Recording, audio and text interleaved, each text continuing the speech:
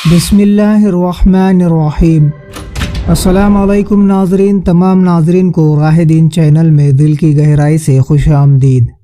ناظرین، آج کا قصہ ایک بادشاہ اور شہزادی کا ہے۔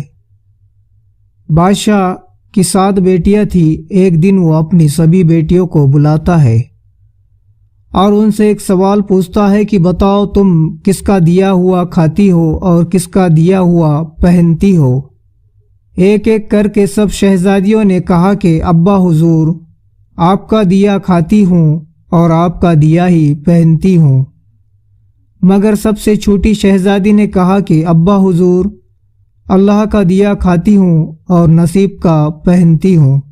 یہ سن کر بادشاہ کو غصہ آیا، کہنے لگا، اے کمبخت، تو نے میری ناشکری کی ہے، تجھے سزا ضرور ملے گی۔ بادشاہ نے اپنے سپاہیوں کو حکم دیا، جاؤ اسے جنگل میں چھوڑ آؤ، میں بھی دیکھتا ہوں یہ میرے بغیر کیسے اللہ کا دیا کھاتی ہے اور کیسے اپنے نصیب کا پہنتی ہے۔ شہزادی سے تمام زیورات واپس لے لیے گئے اور ایک پرانا سا کپڑا پہنا کر جنگل میں چھوڑ دیا گیا۔ شہزادی کے چہرے پر نہ کوئی ڈر تھا، نہ کسی طرح کا خوف۔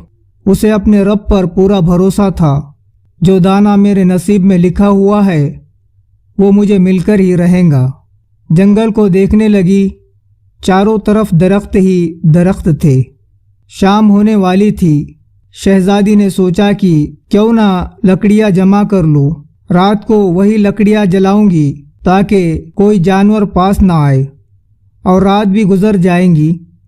جنگل میں لکڑیاں ڈھونڈنے نکل پڑی۔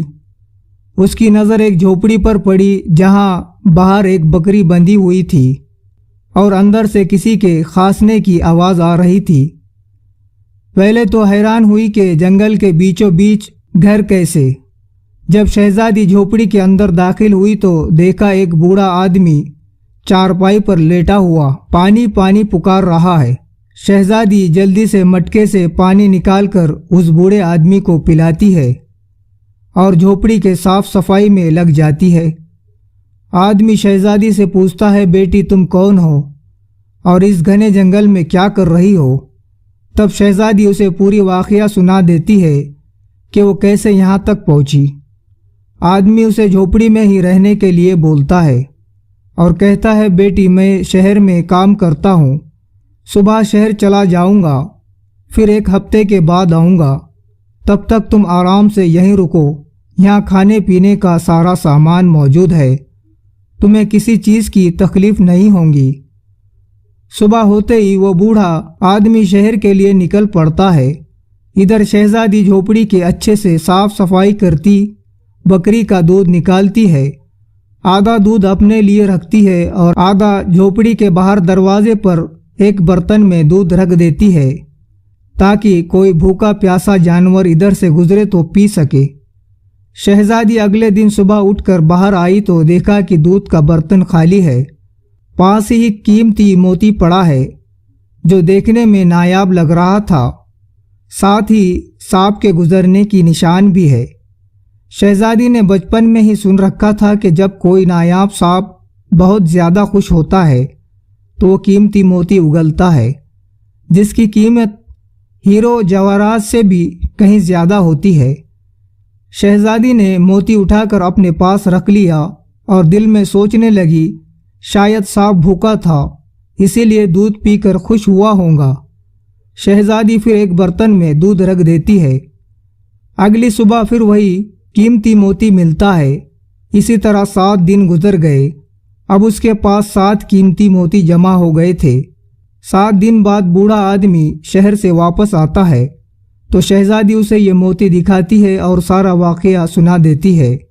پھر شہزادی اسے بوڑھے آدمی کو 3 موتیاں دیتی ہے اور کہتی ہے کہ شہر جا کر ان تینوں موتیوں کو بیچ دو اور آتے وقت محل بنانے والے مزدور کو لیتے آنا۔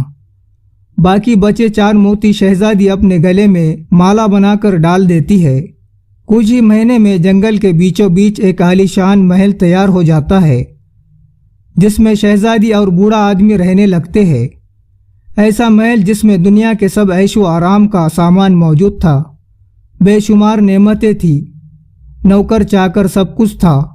शहजादी जंगल में ही एक लकड़ी काटने की फैक्ट्री लगा देती है, जिससे हजारों मजदूरों को रोजी रोटी मिलने लगी। देखते ही देखते जंगल अब शहर बन चुका था। यह महल ऐसा खूबसूरत था कि दूर दूर तक मशहूर हो गया। लोग इस महल की और शहजादी की तारीफें करते नहीं थकते कि शहजादी बहुत नरम दिल है। उड़ते उड़ते यह खबर बादशाह तक भी पहुंची तो बादशाह के दिल में भी मिलने का शौक पैदा हुआ कि देखूं तो सही कौन सी मुल्क की शहजादी है जिसकी इतनी तारीफ हो रही है। बादशाह ने शहजादी के पास मुलाकात का पैगाम भेजा। जब ये पैगाम शहजादी के पास पहुंचा तो शहजादी ने मुलाकात की एक शर्त रखी कि बादशाह अपनी बेटियों को लेकर हमारे महल में आएंगे। बादशाह ने यह शर्त मंजूर करते हुए अपनी सभी बेटियों को लेकर शहजादी के महल पहुंच जाता है। शहजादी चेहरे पर नकाब डालकर उन सब को मिलती है, उनके लिए 7 रंग के खाने पेश करती है। शहजादी का लिबास हीरे जवाहरात से ढका हुआ था। शहजादी की शान शौकत और महल की खूबसूरती देख बादशाह भी हैरान हो गया, क्योंकि ऐसी शान शौकत बादशाह की भी महल में नहीं थी। बादशाह ने शहजादी को पर्दे में देखा तो कहा कि तुम मेरे बेटे की तरह हो, फिर मुझसे पर्दा क्यों कर रही हो? तुम्हारे ही कहने पर मैं अपनी बेटियों को अपने साथ ले आया हूँ। बादशाह के बहुत इसरार करने पर शहजादी ने कहा कि ठीक है, मैं तैयार होकर आती हूँ। बादशाह की सभी बेटियां आपस में सरगोशी करने लगती है, इतनी तो तैयार, कितने महंगे जेवरात पहने हुए हैं, अब और कितना तैयार होकर आएंगी। इतने में दूर से पुराने कपड़ों में कोई गरीब लड़की आती देखी। बादशाह ने गौर से देखा तो हैरान रह गया, ये तो उसकी अपनी ही बेटी है जिसे जंगल में छोड़ आया था। तू अभी तक जिंदा है? मैंने तो सोचा था कि कोई जंगली जानवर तुझे खा गया होगा।